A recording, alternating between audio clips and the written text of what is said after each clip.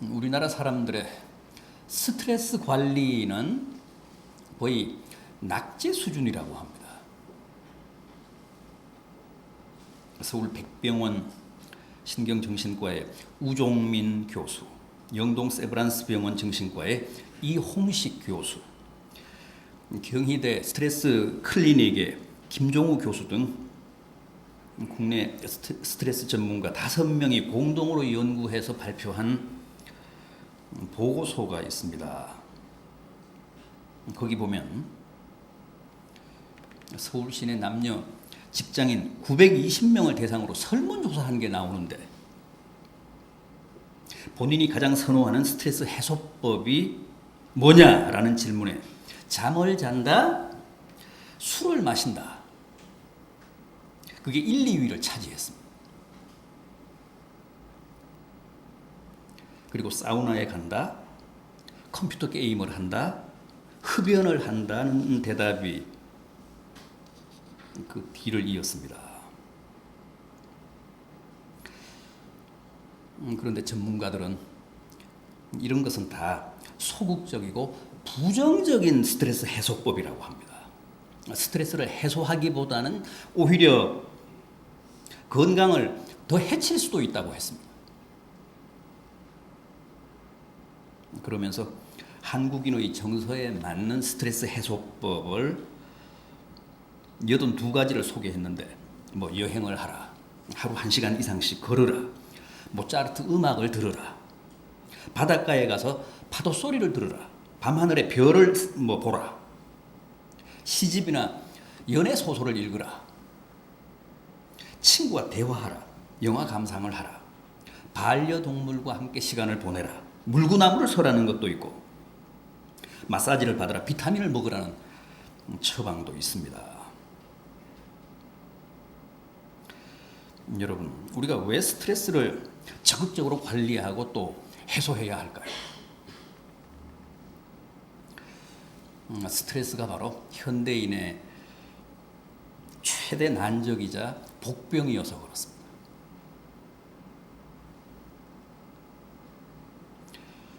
스트레스가 지구촌 모든 사람들의 공공의 적이어서 그렇습니다.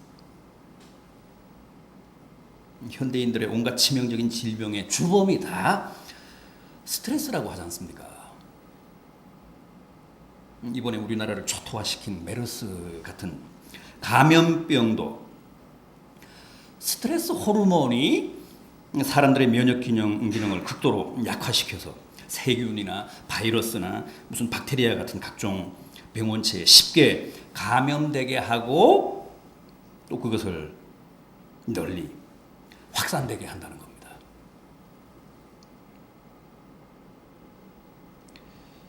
그래서 요즘은 생활에서 오는 각종 스트레스를 어떻게 관리하고 해소하느냐가 자신의 건강과 생명과 행복을 지키는 최대 과제가 됐습니다.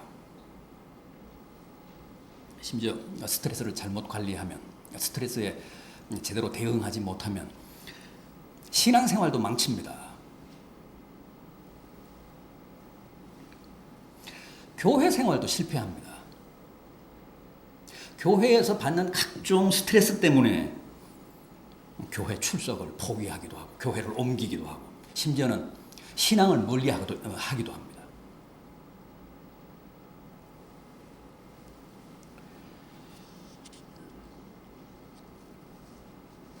자, 그렇다면 성경은, 주님은 이 스트레스 문제에 어떻게 접근을 하셨는지 한번 생각해 볼 필요가 있을 것 같습니다. 사실 인간적으로 생각해 보면 주님도 굉장히 스트레스를 많이 받을 수밖에 없는 환경을 사셨습니다. 하나님이신 분이 인간이 되셔서 30년간 가난한 서민으로 사셨잖아요. 또 3년간의 공생에도 온갖 고난을 다 겪으시며 동분서주하셨기 때문에 누구보다도 극심한 스트레스에 시달릴 수밖에 없는 그런 조건에 계셨습니다. 오늘 본문도 보십시오. 주님의 공생의 한 편린인데, 한 단면인데, 보시면 일정이 얼마나 타이트한지 모릅니다. 아침에는, 오전에는 회당에서 사람들을 가르치시고, 또 곧장 시몬 베드로의 집으로 가서 열병으로 몸져 누워있는 그의 장모를 고쳐주셨습니다. 또 오후에는 몰려오는 수많은 환자들을 일일이 안수하사 다 고쳐주셨습니다. 그리고 이튿날에는 또 다른 동네로 이동하셔서 거기서도 역시 그런 스케줄을 소화하셨습니다. 정말 주님은 하루하루를 눈코 뜰 새 없이 바삐 사셨습니다. 그럼에도 주님이 짜증을 부리셨다거나 무슨 사람들이 많이 몰려오는 것을 귀찮아하셨다거나 또 주님 자신의 그런 사역에 대해 회의에 빠지셨다는 기록은 어디에도 없습니다. 그것은 그만큼 주님이 자신의 생활과 사역에서 오는 스트레스를 잘 관리하셨다는 뜻입니다.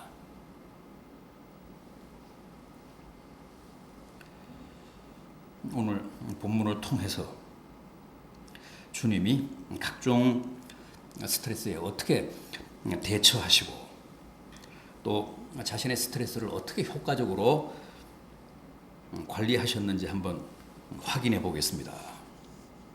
우선 주님은 자신에 대해 늘 솔직하시고 정직하셨습니다. 또 자신이 누군지도 정확히 알고 계셨습니다. 이거 대단히 중요합니다.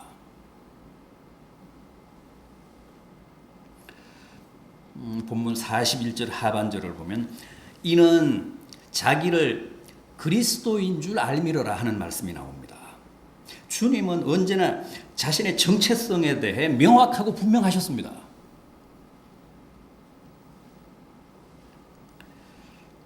사람은 자기 자신에 대해 솔직하지 못하고 남에게 무언가를 자꾸 숨기려 하고 감추려 하는 데서 큰 스트레스를 받습니다.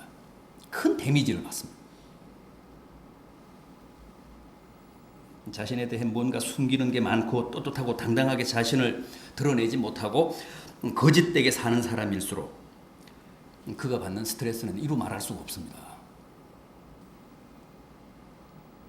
그런 사람은 늘 초조하고 불안합니다. 그러나 자기의 모든 것을 다 드러내고 자신의 정체성과 한계와 모순을 바르게 인식하고 솔직하게 인정하는 사람은 결코 큰 스트레스를 받지 않습니다. 그런데 주님은 그렇게 사셨습니다. 주님은 자신의 감정에 대해 언제나 솔직하셨습니다. 오늘 본문에도 주님이 꾸짖으셨다라는 말씀이 39절과 41절에 두 번이나 나옵니다. 꾸짖으실 일이 있으면 꾸짖으셨습니다. 또 마가복음 3장 5절을 보면 그들의 마음이 완악함을 탄식하사 노하심으로 그들을 둘러보셨다. 노하시기도 했습니다.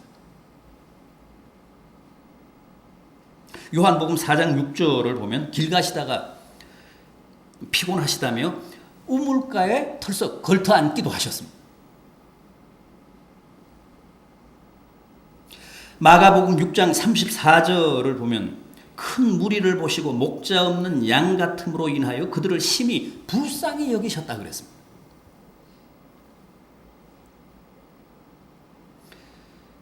주님이 너무나도 진솔한 인간적인 감정을 그대로 드러내신 대목들입니다. 생의 마지막 겟세마네 동산에서는 슬퍼하시며 내 마음이 심히 고민하여 죽게 되었다. 그런 고백도 하셨습니다.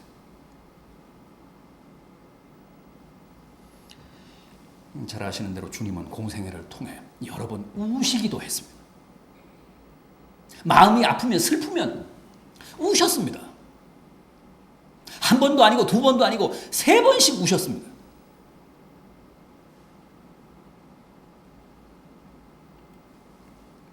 여러분, 주님처럼 자신에 대해 바르게 인식하고 위선이나 가식이나 거짓이나 허세가 아닌 늘 자신의 참모습을 드러내며 살아야, 또 자신의 정서나 감정에 정직해야 우리도 주님처럼 생활에서 오는 각종 스트레스를 최소화할 수 있습니다.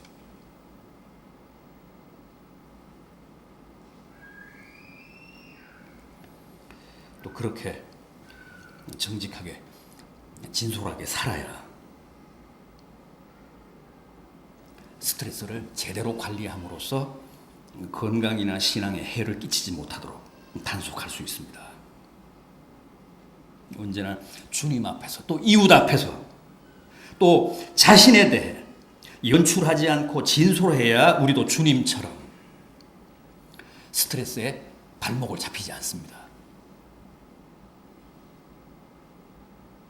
다음 주님은 언제나 자신에게 주어진 과제에 충실하심으로 가장 효과적으로, 가장 생산적으로 스트레스를 관리하셨습니다. 오늘 본문 43절을 보십시오. 예수께서 이르시되 내가 다른 동네들에서도 하나님의 나라 복음을 전하여야 하리니 나는 이 일을 위해 보내심을 받았노라. 주님은 늘 자신이 해야 할 일을 정확히 알고 계셨고 또 그 일에 최선을 다하셨습니다. 지금 자기가 할 일이 무엇이고 또 그 일을 어떻게 해야 하는지를 모르거나 아니면 알면서도 늘 이런저런 핑계를 대며 자기가 해야 할 일을 미루는 사람은 스트레스를 참 많이 받습니다. 주님 보십시오. 나는 이 일을 위해 보냄을 받았다. 그러시면서 또 다른 동네에 가셔서도 역시 자기는 하나님의 나라 복음을 전할 것이라고 하셨습니다. 얼마나 쿨하십니까? 주님은 자신의 사명과 소명감에 명확하셨고 투철하셨습니다. 그랬기 때문에 일이 많다거나 일이 힘들어서 받는 스트레스를 거의 안 받으셨습니다. 기꺼이 하셨고 보람을 느끼며 하셨기 때문입니다. 누구나 그렇습니다. 주님처럼 내가 이 일을 위해 보내심을 받았다고 믿고 열심히 그 일에 임하면 그게 곧 나의 천직이 됩니다. 그 일이 곧 나의 소명이 됩니다. 또 그런 마음, 그런 자세로 일에 임하면 일이 즐겁고 또 능률도 오르고 스트레스도 덜 받습니다. 그러나 내가 이 일을 하려고 이 치열한 경쟁을 뚫고 이 회사에 들어왔는가? 내가 이런 일을 하려고 결혼을 했는가? 내가 이런 일을 하려고 이 교회에 나왔는가? 내가 이런 일을 하려고 집사가 되고 무슨 권사가 되고 안수 집사가 되고 장로가 됐는가? 그러면 참 골치 아파집니다. 그 사람은 무슨 일을 해도 아무런 보람도 없고 기쁨도 없습니다. 피해의식만 늘고 스트레스만 팍팍 받습니다. 부디 가정에서든 교회에서든 직장에서든 주님처럼 내가 이 일을 위해 보내심을 받았노라 하는 사명감, 소명감을 가지시기 바랍니다. 그래서 죽게 헌신하듯이 매사에 최선을 다하십시오. 그래야 스트레스를 덜 받고 건강하고 행복해집니다.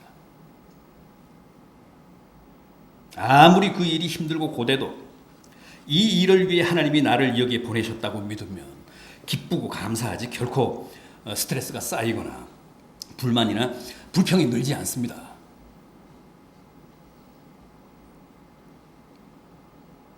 또 있습니다. 주님은 홀로 한적한 곳에 가심으로 자신의 스트레스를 효과적으로 관리하셨습니다. 42절 상반절 보십시오. 날이 밝음에 예수께서 나오사 한적한 곳에 가시니. 주님이 왜 이렇게 홀로 한적한 광야나 산으로 나가셨을까요? 쉬시기 위해서였습니까? 기도하시기 위해서였습니까? 그 둘을 다 하시기 위해서였습니다. 쉬시기도 하시고 기도도 하시기 위해서 홀로 한적한 광야나 산으로 가셨습니다. 그것도 자주 그렇게 하셨습니다.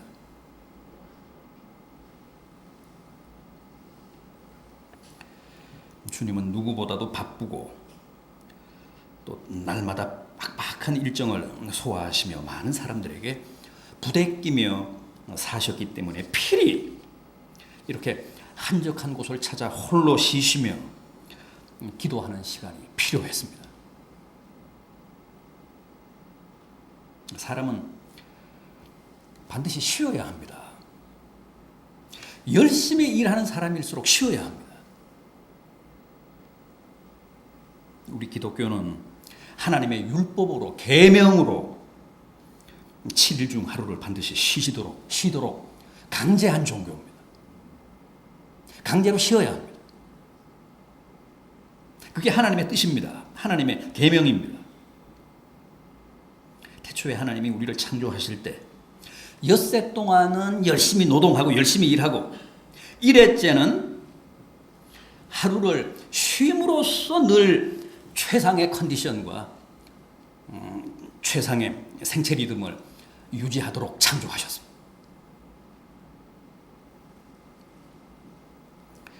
따라서 죽도록 일만 할 게 아니라 적절히 쉬어야 스트레스가 해소되고 또 건강을 해치지 않습니다. 뿐만 아니라 우리는 기도해야 합니다. 조용한 골방에서 기도하며 나의 모든 무거운 짐을 주님 발 앞에 내려놔야 합니다.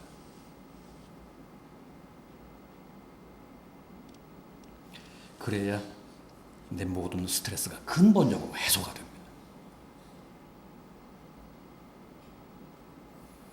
무거운 짐진 자들아 다 내게로 오라 내가 너희를 쉬게 하리라는 주님의 말씀은 바로 그런 뜻입니다. 스트레스 잔뜩 받은 인생들아 다 내게 와서 너의 그 무거운 짐을 내 발 앞에 내려놓아라. 내가 대신 감당해주마, 져주마, 해결해주마.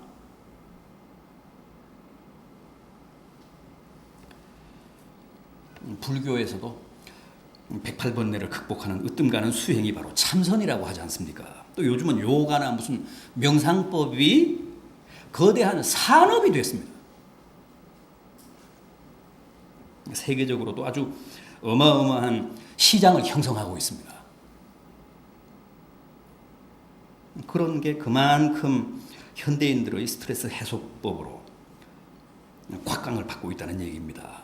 그런데 우리들에게는 그런 것보다 훨씬 더 효과적인 기도가 있지 않습니까? 기도는 내 삶에 내 마음의 모든 무거운 짐을 가장 직접적으로 가장 효과적으로 주님께 의탁하는 행위입니다. 주님께 맡기는 행위입니다.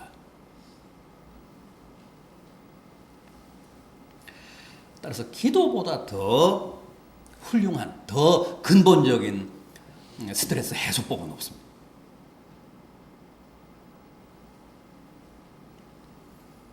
기도 많이 하는 분들의 표정이나 얼굴을 보십시오. 얼마나 밝습니까? 아주 투명하잖아요. 스트레스가 없어서 그렇습니다. 기도를 통해서 모든 짐을 주님께 맡겨서 그렇습니다.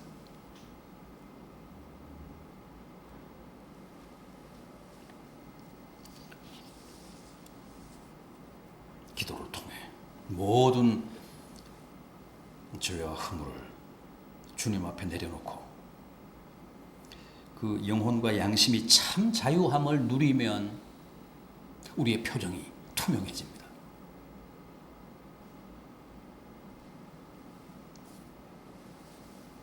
가톨릭 신자들은 어떻게 합니까? 죄를 지으면 마음에 무거운 짐을 안고 있다가 신부님을 찾아가서 고해성사하잖아요. 내가 이런 죄를 범했습니다. 내가 간음했습니다. 내가 살인을 했습니다. 내가 도적질을 했습니다. 그리고 돌아서서 나오면 어떻습니까? 표정이 밝습니다. 모든 짐을 다 내려놨기 때문에. 가톨릭 신자들은 신부 찾아가서 그러지만 우리는 주님을 직접 찾아가서 골방에 들어가서 모든 무거운 짐을 주님 앞에 내려놓으면 마음이 더 가벼워지지 않겠습니까?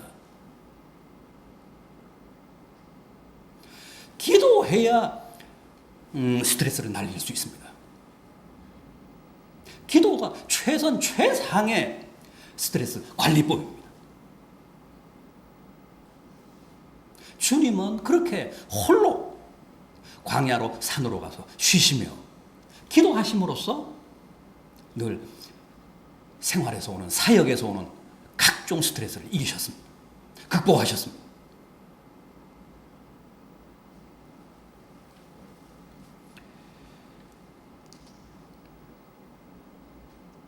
여러분, 스트레스를 해소하지 못하고 늘 내가 품고 살면 드디어 그 스트레스가 뭐가 된다고요?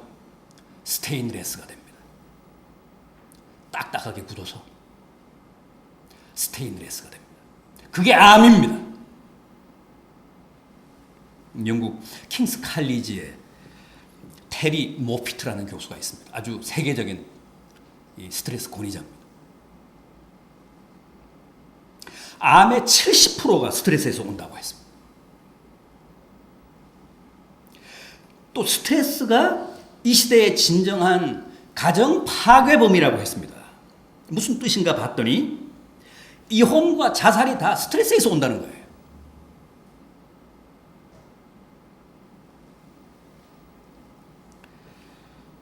부디 올해는